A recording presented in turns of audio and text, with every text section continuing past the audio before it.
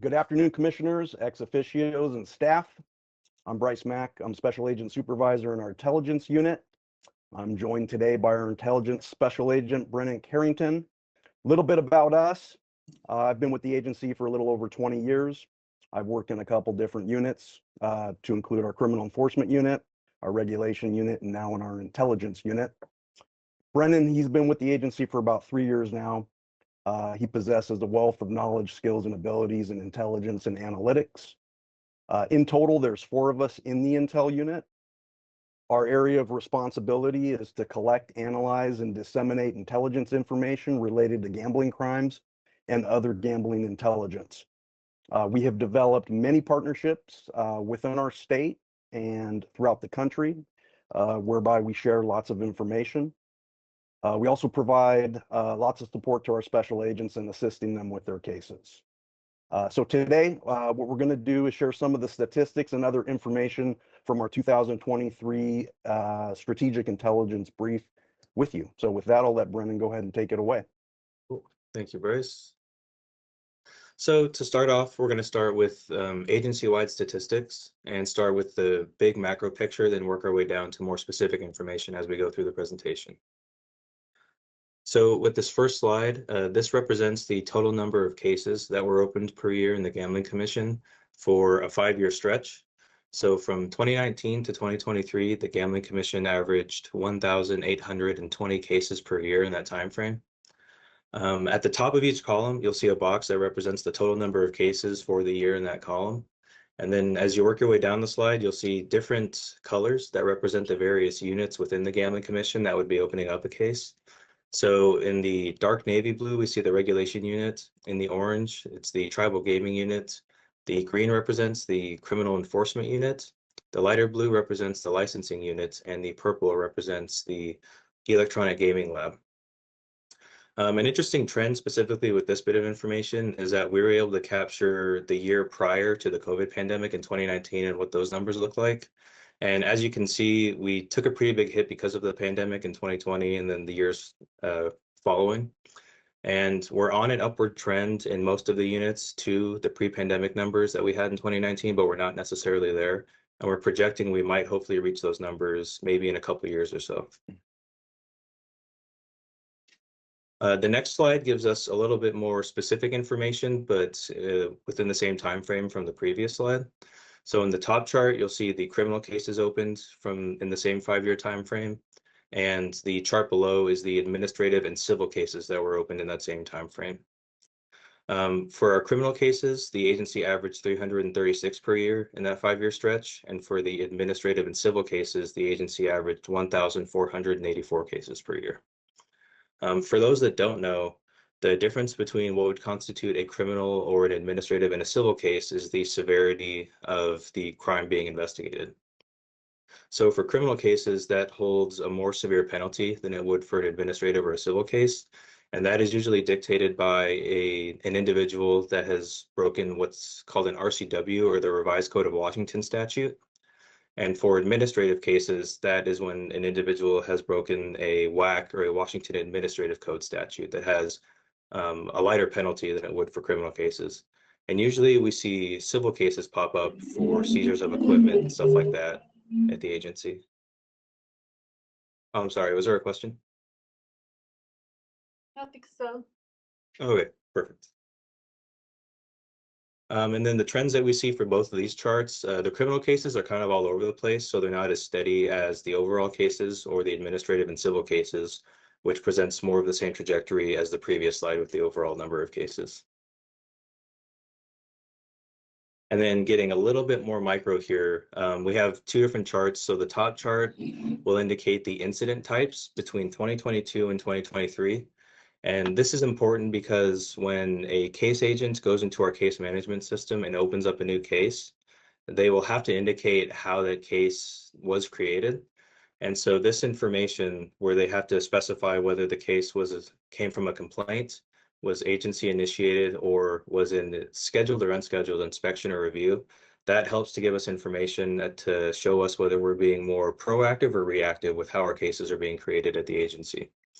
And as you can see with the numbers on this chart, 2022 and 2023 were fairly similar between all three of the different categories that we have.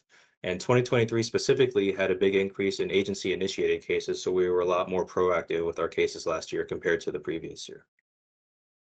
And in the chart below that, that indicates the licensed and unlicensed case count that we have.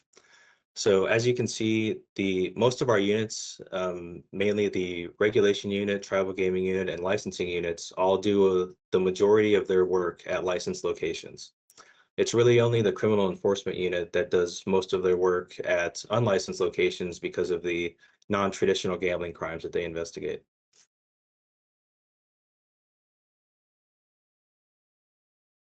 Okay, so what we wanted to share with you here are agency-wide enforcement dispositions. So you can see the first line item there. We had 150 notice of infractions.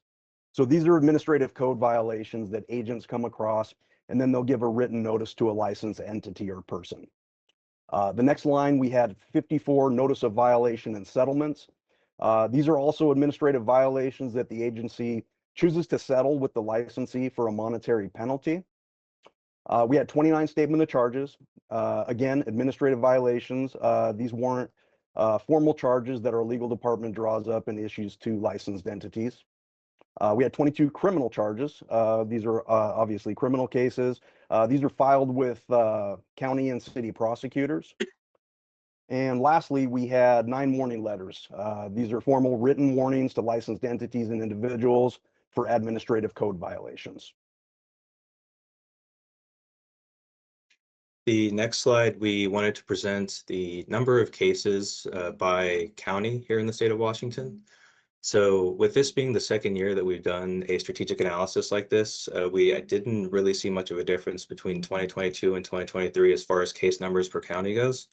So we have it here presented to you in descending order with the biggest county, King County, dwarfing kind of all the other counties, usually by a factor of 2 or 3, depending on which one you're looking at.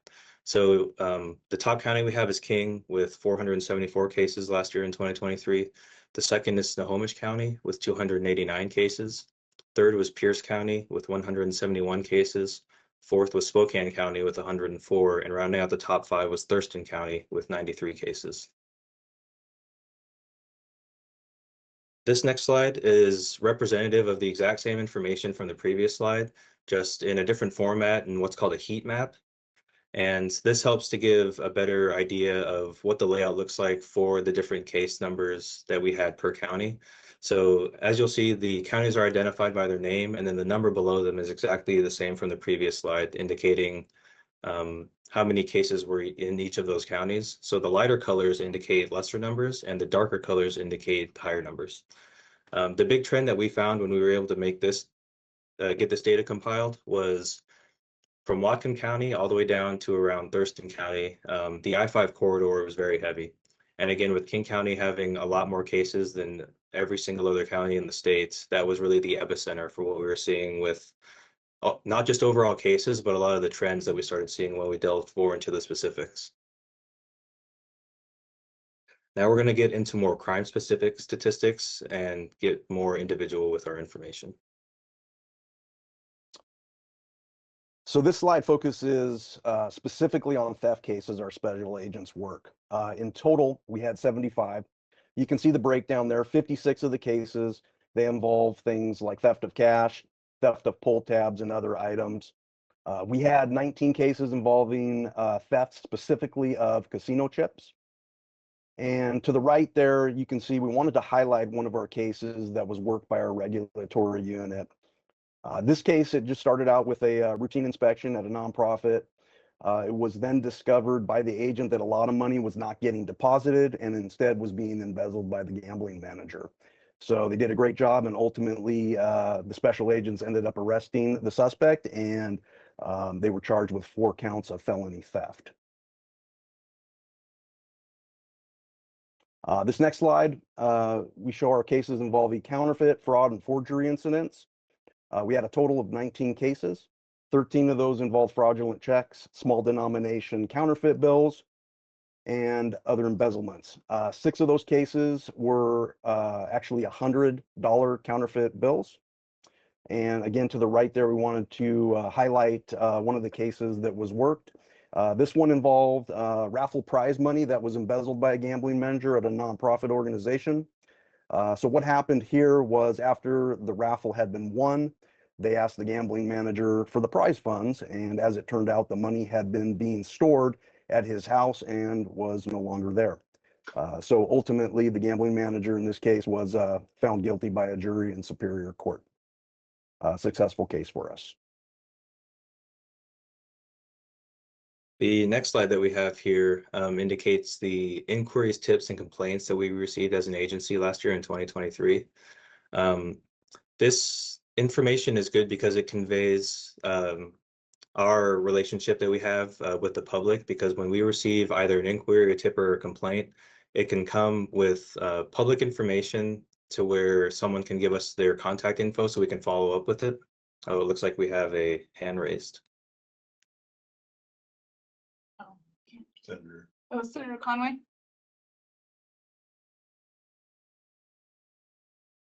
It's on mute. Oh, you're on mute, I believe, Senator. There we are. On illegal online gambling, how many cases of that do we have? I would have to go back and look. I do not know that number off the top of my head. But we have seen increases over the last few years with that as it's become more prevalent over the years. And raffles, or in what kind of activity? Gambling. It's so a lot of the tips that we get, they're usually from anonymous people, so we're not able to follow up with them specifically. But a lot of it is on individual websites or on Facebook, actually. Facebook is kind of a hotbed with people that are running their own raffles or their own online gambling connections that they'll try to entice people to come into. So it's mainly kind of fishing for people on social media websites.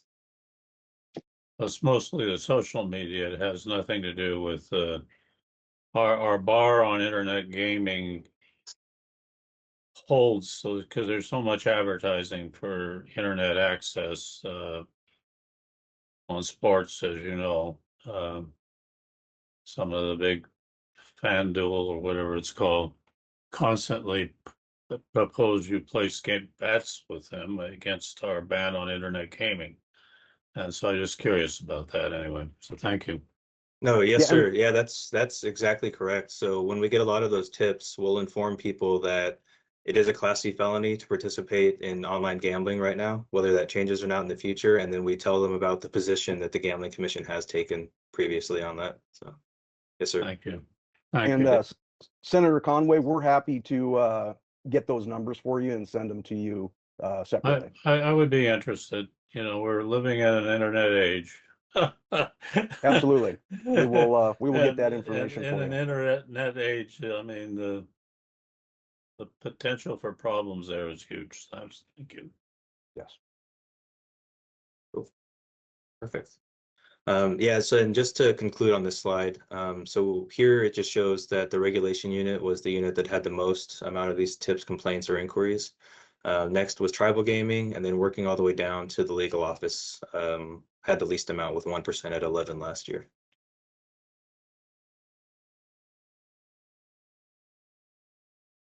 All right, so we just wanted to highlight here the number of hours our agents spend out there doing training to licensees and the public. So in 2023, they provided over 300 hours of training. You can see a couple of examples here on the top. You have an agent there providing formal training to a chamber of commerce, and below you have an agent providing some formal training to a house bank card room. It's very important work, and it's something that we do track pretty closely. So next we're going to talk about us as the intelligence unit and what we've been able to produce and how we've been able to have an impact. So with this first slide, this represents the intelligence support that we were able to conduct between 2022 and 2023 as a unit. On the left-hand side, you're going to see the intelligence requests and those numbers. And that's basically just the interagency requests that we helped out with as an intelligence unit. That can range from anything to background checks on suspects or more information on websites or locations that agents are looking into. And while we had a slight dip between 22 and 23, the numbers are still relatively the same between both years. And in the middle, you'll see bulletins that we distributed as a unit, both last year and in 2022. And we had a decent increase for us as a unit. And typically what that looks like is bulletins that will send not only interagency, but also to other law enforcement agencies throughout the state or even the country. And those can typically look like attempt to identify bulletins, attempt to locate bulletins, general awareness, and officer safety is pretty huge. We try to keep all the agents within the Gambling Commission, and if it's applicable to the rest of the state, everybody else, as privy as they can be to officer safety issues that we come up with, that we either come across or hear about. And then lastly, on the right-hand side are the assist to law enforcement agencies. So it's kind of the opposite of the intel request, and this is strictly assist that we can send out to other agencies that we work alongside with, either in our cases or if they're working their own independent cases that might have some sort of nexus to a gambling establishment or someone that we might have information on that we can help out with.